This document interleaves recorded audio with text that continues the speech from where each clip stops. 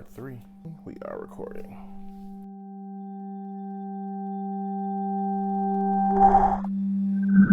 Deception is the word that comes to mind when I think about how Lauren Dixon runs her business. And it all starts with a couple's first consultation call. The majority of these brides found Lauren on the knot, and what I'm learning is that she led these couples to believe that she would be the one shooting and attending their wedding from the first consultation call.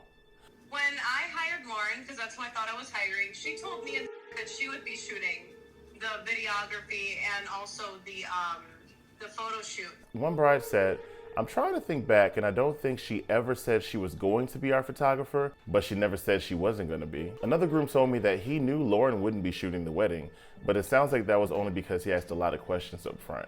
This deception isn't surprising to me at all. Not only is this the way she's been running her business, it's also how she's been defending it. Trying to minimize the situation, Lauren's been behind the scenes sending damage control emails to whoever will listen. She denies basically everything that I, myself, and also like 30 photographers who have partnered with her have been saying.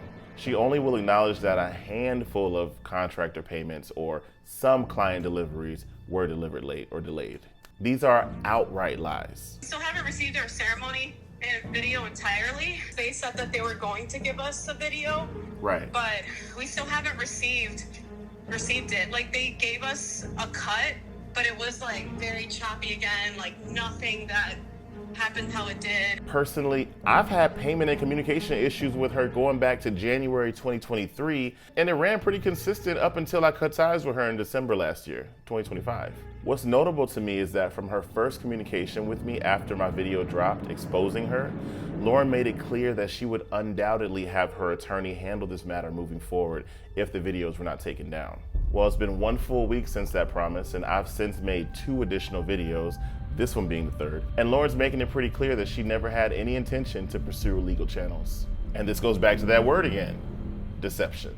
Lauren has maintained her business the way she always has, with lies and with fear. Back in 2025, Moriel, a photographer living in the West Coast, attempted to out Lauren and her business anonymously on Facebook. Lauren, discovering that Moriel might be behind this, decided to threaten her also with legal action if the post was not removed. Moriel decided to comply and remove the post.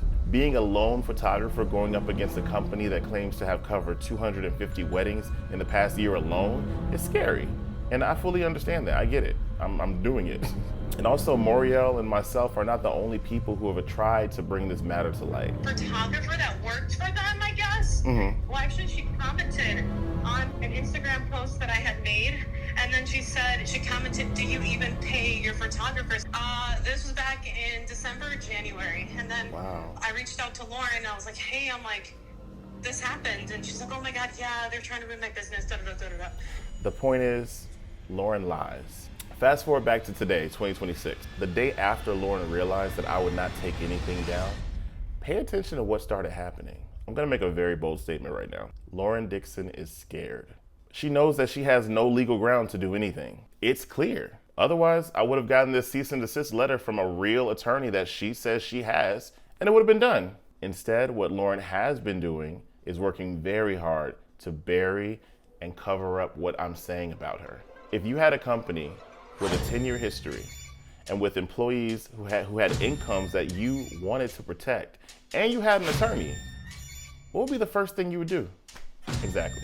Regardless of the claim that INDI Collective has serviced thousands of brides, Lauren felt the need to reach out for video testimonials to reframe her business and hopefully bury the truth that is being exposed about it. Even reaching out to someone who has never been one of her clients and barely knew her. That sounds pretty desperate for somebody who could just potentially email their lawyer and just be done with this, right? I posted this reel speaking on this around 10:30 a.m. yesterday morning. Interestingly enough, after Lauren saw this 2 hours later, at 12:31 p.m., she attempted to clear up that she was never asking this person to represent themselves as a client or give her opinion on services she never received. Now, mind you also that Lauren has me blocked on most socials. Like, imagine the amount of effort she's putting into keeping up with my posts and my videos. When again, she could just reach out to her attorney. Doesn't she have a business to run servicing like 250 couples a year? I'm assuming she has a life, right? Anyway, back to this anonymous person.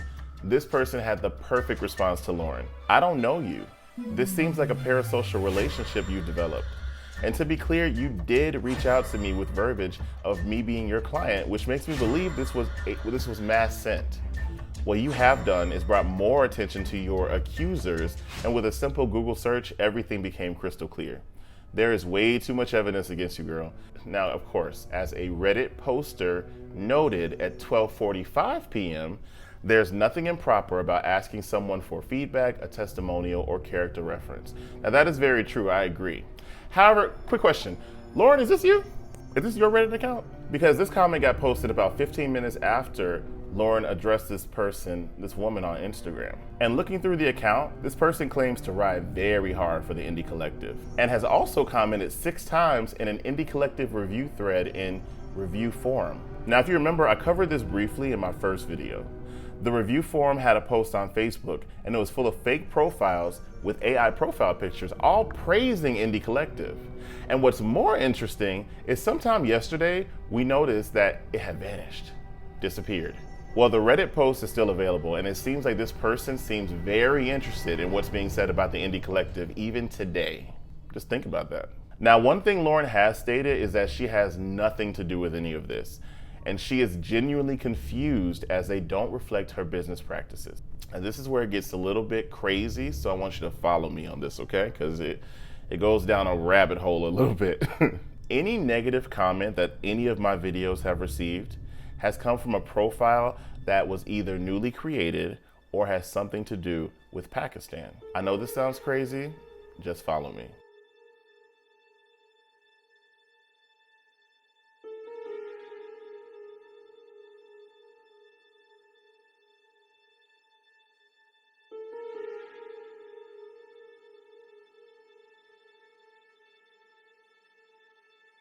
Moriel created a Facebook group for photographers who fell victim to INDI Collective. And take a look at who tried to gain access to this group. Now, there's a lot here. The paranormal one honestly takes me out, just gags me. But the very top one stands out. DMCA. Turns out, DMCA Master is a business out of Pakistan that specializes in taking down copyrighted material and bad reviews. They are a business you can hire to pretty much have whatever you need taken down. Notice this phone number here. It looks pretty similar to a phone number that sent me a fake cease and desist letter on WhatsApp the day after Lauren said she would come after me legally if I didn't remove the videos. I think anyone with half a brain can see what's happening here.